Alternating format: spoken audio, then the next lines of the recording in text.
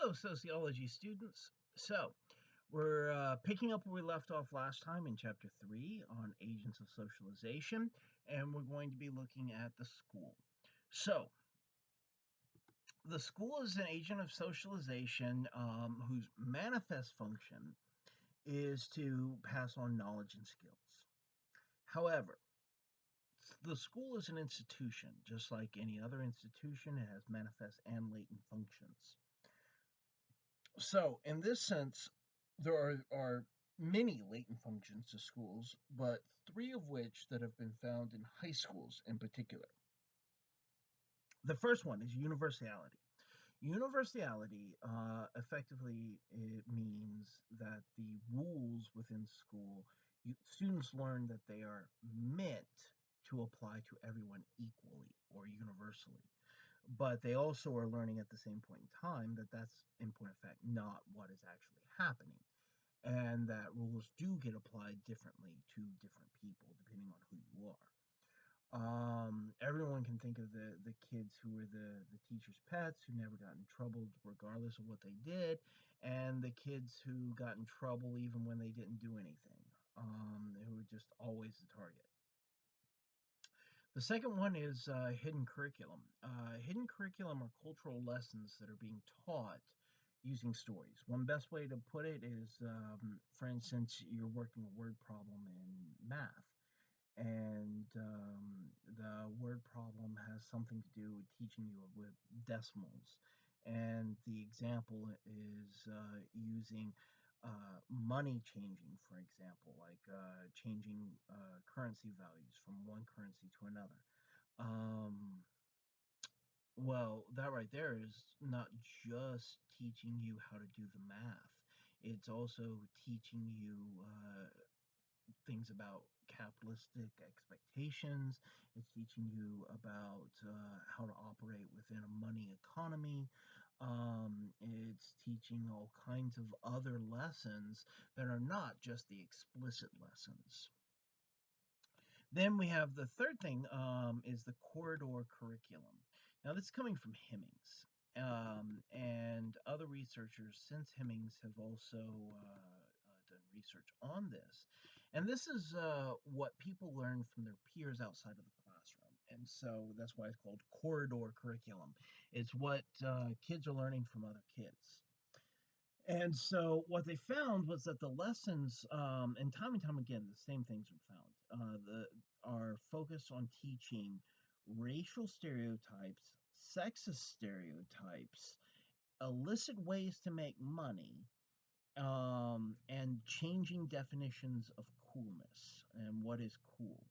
Every generation ends up redefining the concept, and so I mean, you could have freshmen versus seniors in a high school thinking two very different things are cool. That it can change very rapidly. All right. The workplace is another major agent of socialization, clearly. The workplace is going to be the last agent of socialization that we're looking at here.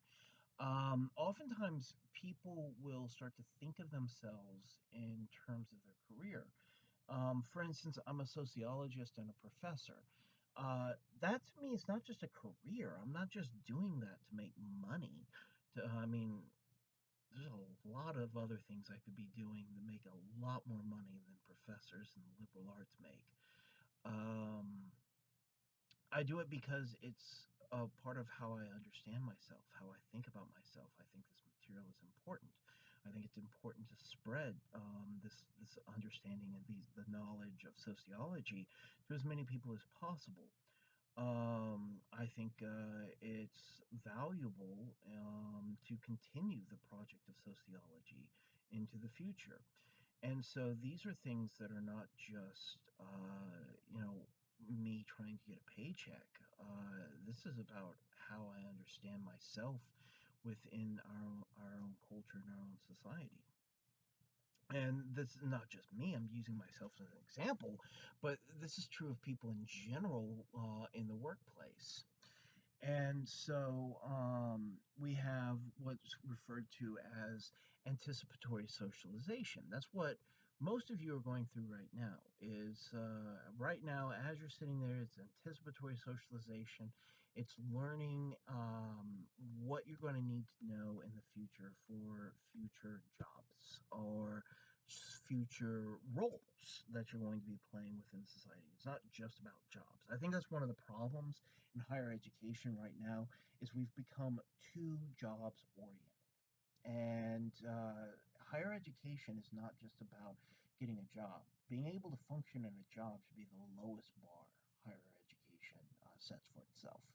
We need to teach people to value knowledge, to value understanding, um, and we need to teach the understandings of as many different disciplines as possible to give people a well-rounded view of the world and understanding of the world and their place within it. Um, and so, anticipatory socialization is about getting ready for all of the different roles that you're going to be playing within society, not just a job. That's just one role. All right. Now, socialization is not just a kid thing. It's not just a thing we go through in childhood. It's something that continues our entire lives. And we're constantly having to re socialize. Hell, every time Microsoft sends an update for Word, I have to re-socialize just in terms of how I'm using the word processor.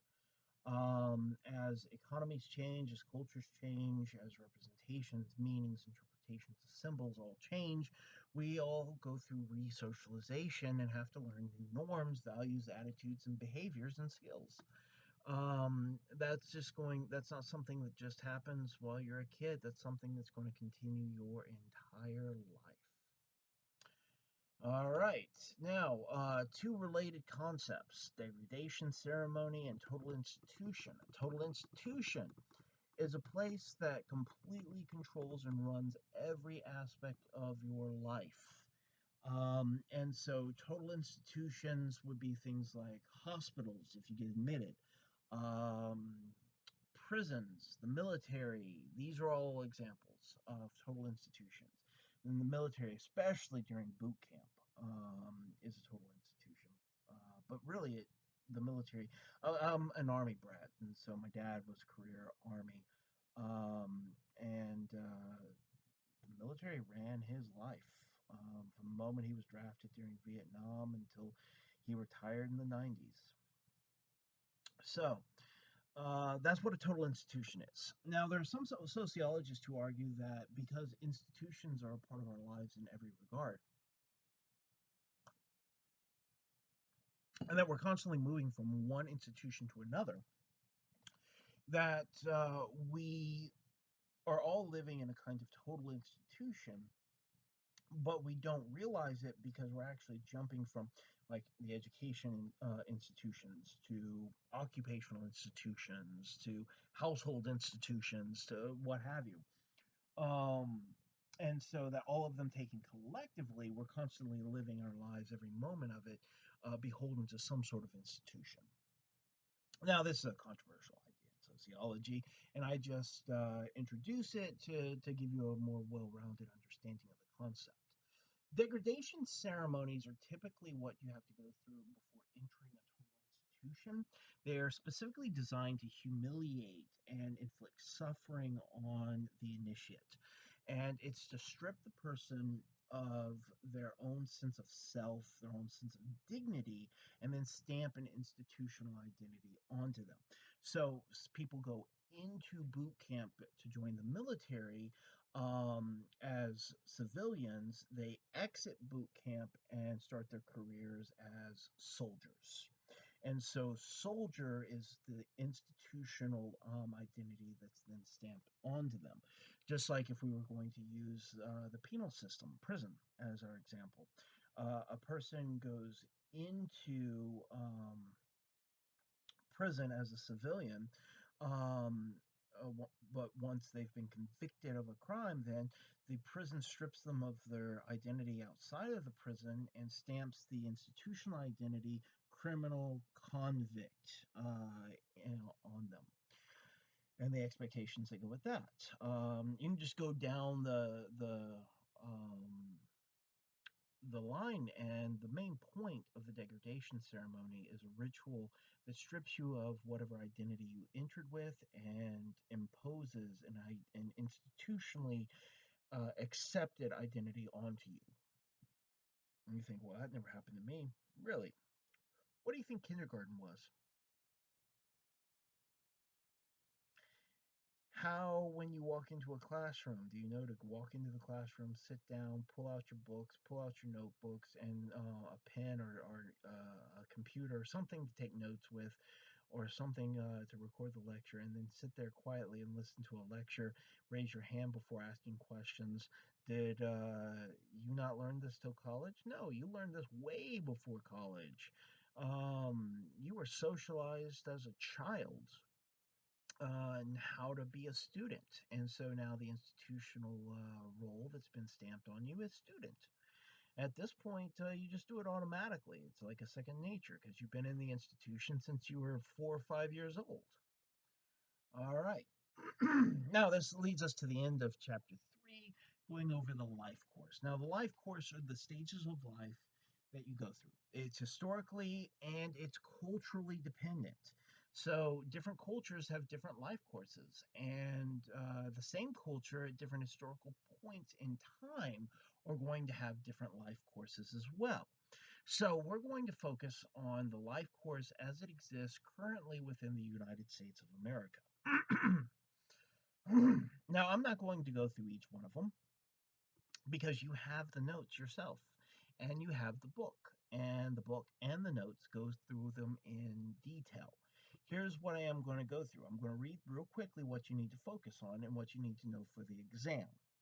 Make sure you know what childhood refers to in terms of life course. Make sure you know about adolescence.